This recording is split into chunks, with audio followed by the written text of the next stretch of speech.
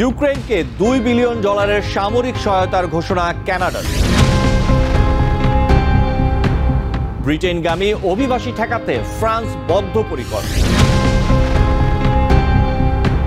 You visa নিয়মে পরিবর্তন ঝুঁকিতে ইসরায়েল।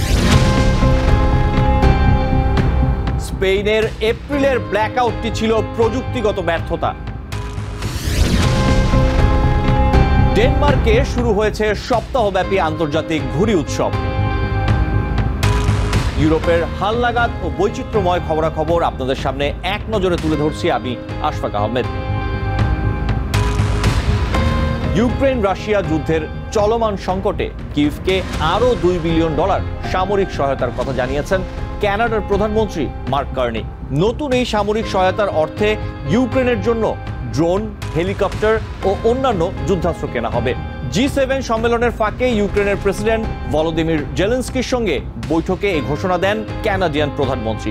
এছাড়াও রাশিয়ার ওপর বেশ কিছু নিষেধাজ্ঞা ও কানাডায় থাকা দেশটির সম্পদ জব্দের কথা জানান মার্ক কার্নি।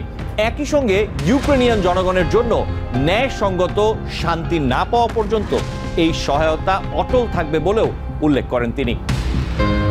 ব্রিটেনগামী অভিবাসী ঠেকাতে ফ্রান্স সরকার দৃঢ়ভাবে আশাবাদী বলে জানিয়েছে দেশটির স্বরাষ্ট্র মন্ত্রণালয়। ফরাসি কর্তৃপক্ষের দাবি, তারা এখন সমুদ্রে পৌঁছানোর আগেই অন্তত 2/3 বেশি মানব পাচারকারী নৌকা আটক করেছে। তবে মঙ্গলবার ব্রিটেনের প্রধানমন্ত্রীর কার্যালয় 10 ডাউনিং স্ট্রিট জানিয়েছে, চোরাচালান চক্রের কৌশল পরিবর্তনের কারণে রেকর্ড সংখ্যক অভিবাসীর ঢল থামাতে ফ্রেঞ্চ পুলিশ হিমশিম খাচ্ছে। ইংলিশ চ্যানেল দিয়ে প্রতি বছর অসংখ্য অভিবাসী ব্রিটেন পাড়ি জমায়। পরিসংখ্যান বলছে 2024 সালের তুলনায় অভিবাসীর সংখ্যা 42% বেড়েছে। এদিকে জুলাইয়ে লন্ডনে ফ্রান্স ব্রিটেন শীর্ষ সম্মেলনে অভিবাসন ইস্যু আলোচনার কেন্দ্রে থাকবে বলে ইঙ্গিত দিয়েছে স্টারমারের অফিস।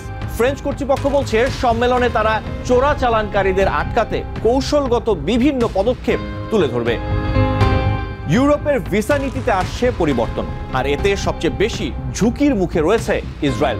ইউরোপিয়ান ইউনিয়ন সিদ্ধান্ত নিয়েছে জাতিসংঘ সনদের লঙ্ঘন, যুদ্ধাপরাধ বা আন্তর্জাতিক আদালতের আদেশ না মানার মতো বিষয়গুলো উল্লেখ করে এখন থেকে যে কোনো দেশের নাগরিকদের জন্য ভিসা মুক্ত ভ্রমণ সুবিধা স্থগিত করা যাবে। ইসরায়েলের বিরুদ্ধে গাজায় যুদ্ধ সংক্রান্ত যেসব অভিযোগ উঠেছে তা এই নতুন নিয়মের আওতায় পড়ার কারণে দেশটি ঝুঁকিতে রয়েছে বলে জানিয়েছে ইউরোপিয়ান পার্লামেন্টের একাধিক সূত্র।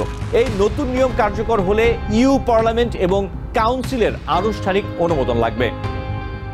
গত এপ্রিলে দক্ষিণ স্পেনে ছোট একটি গ্রিডের ত্রুটি রূপ নিয়েছিল বড় বিপর্যয়ে। 28 এপ্রিলের এই বিশাল বিদ্যুৎ বিভ্রাটের কারণ ছিল একাধিক প্রযুক্তিগত ত্রুটি ও পরিকল্পনার ঘাটতি।